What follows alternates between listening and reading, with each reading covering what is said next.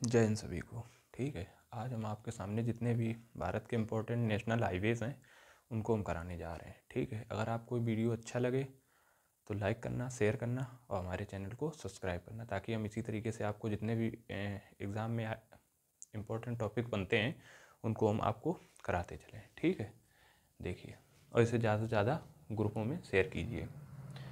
देखिए, स्टार्ट करते हैं। यानी भारत के सर्वाधिक लंबे राष्ट्रीय राजमार्ग कौन कौन से हैं? राष्ट्रीय राजमार्ग को इंग्लिश में क्या बोलते हैं? National highways. ठीक, पहला NH-44, इसकी लंबाई कितनी है? 3750 किलोमीटर। यानी NH-44 की लंबाई कितनी है? 3745 किलोमीटर। ठीक है, यह किससे कहाँ से कहाँ तक है? श्रीनगर से कन्याकुमारी तक है। मतलब अगर श्रीनगर से कन्याकुमारी तक जाना है आपको तो किस हाईवे के थ्रू आप जाएंगे? NH-44 के थ्रू जाएंगे, जिसकी लेंथ कितनी दे रखी है? 3745 किलोमीटर। ठीक है, दूसरे नंबर पे कौन सा है? NH-27। NH-27 इसकी लंबाई कितनी है?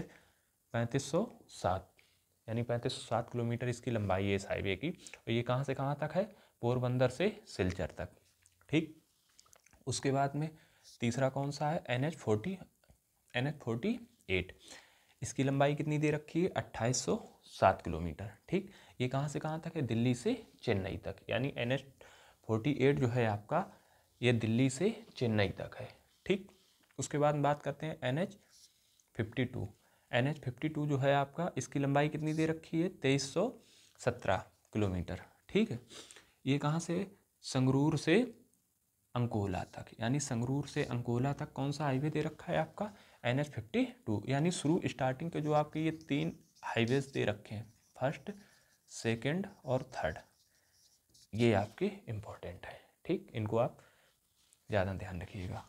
फिर बात करते हैं चौथे नंबर पे, NH-30 यानी नेशनल हाईवे 30, इसकी लेंथ कितनी दे रखी है? 2040 किलोमीटर। ये कहाँ से कहाँ तक है? सितारगंज से इब्राहिमपट्टनम तक। यानी सितारगंज से इब्राहिमपट्टनम तक कौन सा हाईवे है? NH-30। ठीक, बात करते हैं NH-6। NH-6 इसकी लेंथ कितनी दे रखी है? लंबाई 1873 किलोमीटर। ये कहाँ से कहाँ तक है? जोरावट से सीलिंग तक। ठीक, आगे देखिए NH-53 यानी नेशनल हाईवे 53, इसकी बात करते हैं। इसकी लंबाई कितनी दे रखी है? 1781। और ये कहाँ से? हजीरा से पारादीप तक। ठीक, ये कहाँ से कहाँ तक आपका हाईवे दे रखा है? हजीरा से पारादीप तक। कौन सा? NH-53। बात करते हैं NH-16। NH-16 जो है, इसकी लंबाई दे रखी है 1711 किलोमीटर। ये कहाँ से कहाँ तक है? पूर्वी तट से चेन्नई तक। यानी पूर्वी तट आपका कहाँ पड़ता है? पश्चिम बंगाल।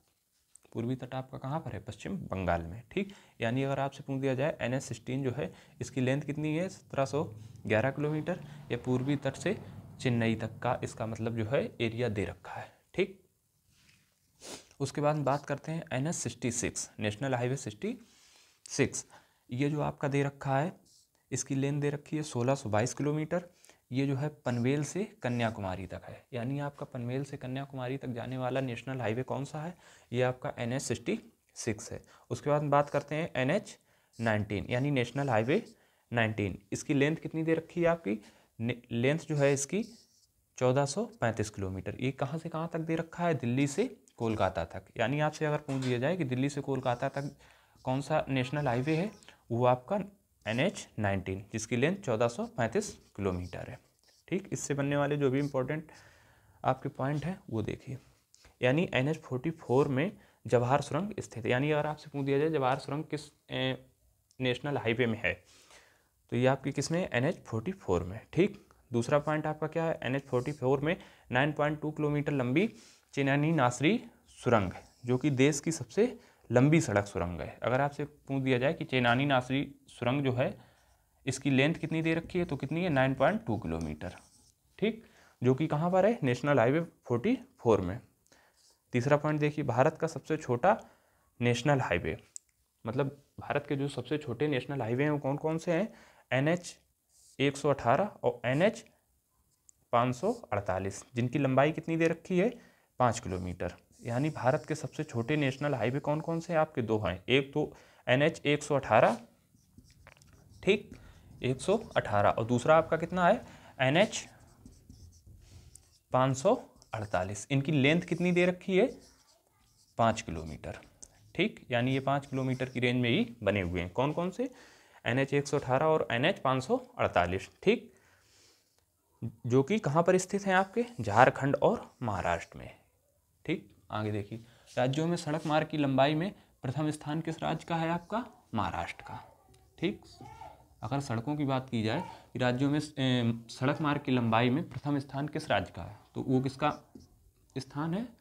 महाराष्ट्र का। उसके बाद में देखिए नेक्स्ट पॉइंट, माल परिवहन का 65%। ठीक, और यात्री परिवहन का 80% किसके थ्रू होता है?